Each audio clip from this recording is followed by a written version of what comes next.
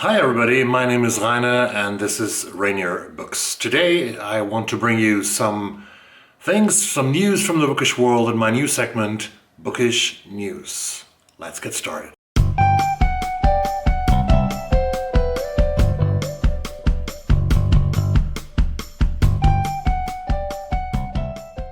It's Friday evening, October the 7th, and I have some news. Some of the news are connected to awards that are in the making. The Canadian Scotiabank Giller Prize and the National Book Award in the United States have reached the finalists. So they have shortened down the long list to 5 finalists. And we start in Canada with the Scotiabank Giller Prize.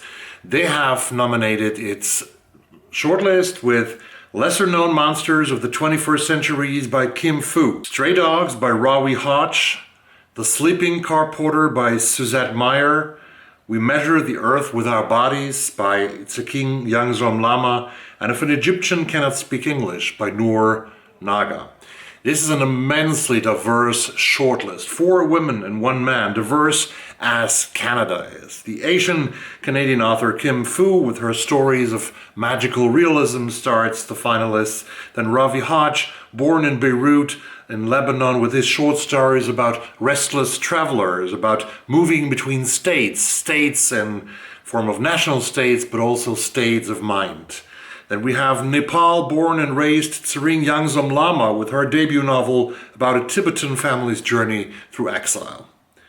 4th is Caribbean-Canadian author Suzette Mayr with her 6th novel called The Sleeping Car Porter, about a black gay man who works as a porter on a cross-Canadian railway. And finally, Noor Naga's novel If an Egyptian Cannot Speak English, a dark romance exposing the gaps of American identity politics. It's a great and very diverse shortlist. I haven't read one of these.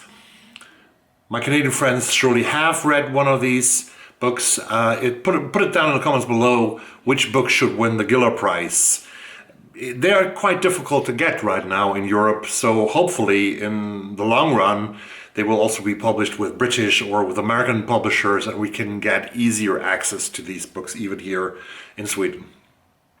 A week later, the National Book Award released the 5 finalists for the American Fiction Award, the Fiction Award of the National Book Awards. The long list was stunning, and American booktubers, even American booktubers, I have to say, like Russell from the Ink and Paper blog, had problems of recognizing each and every book. And I think even these experts, they had to order like 6 or 7 or 8 books of the long list because there was so many debut novels and so many authors that were quite unknown to many of us. The shortlist now consists of The Rabbit Hutch by Tess Gunty, an online obituary writer, a young mother with a dark secret, a woman waging a solo campaign against rodents, neighbors separated only by the thin walls of low-cost housing complex in a little city called Vacaville in Indiana.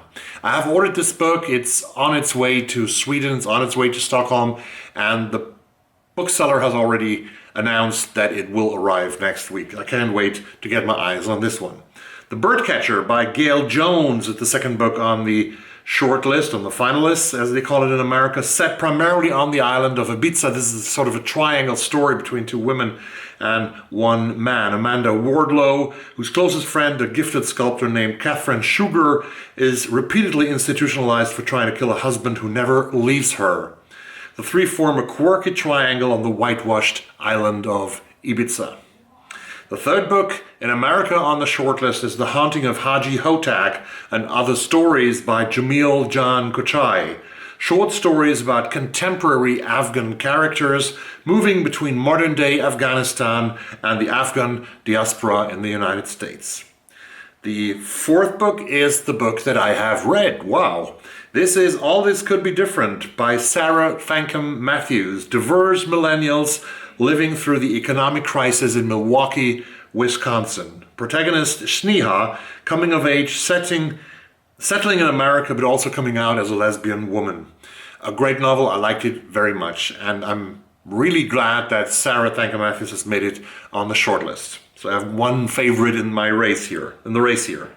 The Town of Babylon by Alejandro Varela is the 5th book. It's an intimate portrait of queer, racial, and class identity Andres, a gay Latinx professor, returns to his suburban hometown in the wake of his husband's infidelity. The 82-year-old French writer Annie Ernaux has won the 2022 Nobel Literature Prize. Yesterday she got it for her lifetime achievement. Ernaux has written a lot of autofiction, and some people wrote, I think it was in the United Kingdom, I think it was The Guardian, which wrote that a writer like the Norwegian author Knausgård wouldn't be possible without Annie Ernaux. And I also mentioned Annie Ernaux in my video about 10 books you could read in the Roe versus Wade controversy and the new discussion about abortion in the United States, because she wrote her book Happenings very early in I think in the late 1950s, about her abortion. She had an abortion, and she writes very intimate and very thoughtful about this. That was one of her novels called Happenings. And now she wins the Nobel Prize, which gives her 920,000 euros and a trip to the beautiful city of Stockholm, where I live, and where she gets the Nobel Prize from the hands of King Carl XVI of Gustav at the Konserthuset here, right in the middle of Stockholm, in the first week or the second week, I think, of December it is. And then very sad news at the end of the news section of this video. Really, it reached me about 4 or 5 hours ago.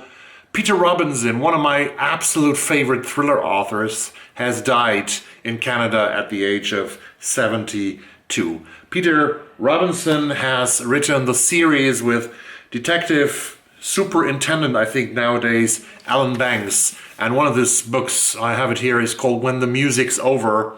And now, unfortunately, the music is over. The music of Alan Banks, this great character, this great procedural series of novels that was never boring, that was always in a high-ranking quality, always filled with a lot of humanism, with current events in our societies.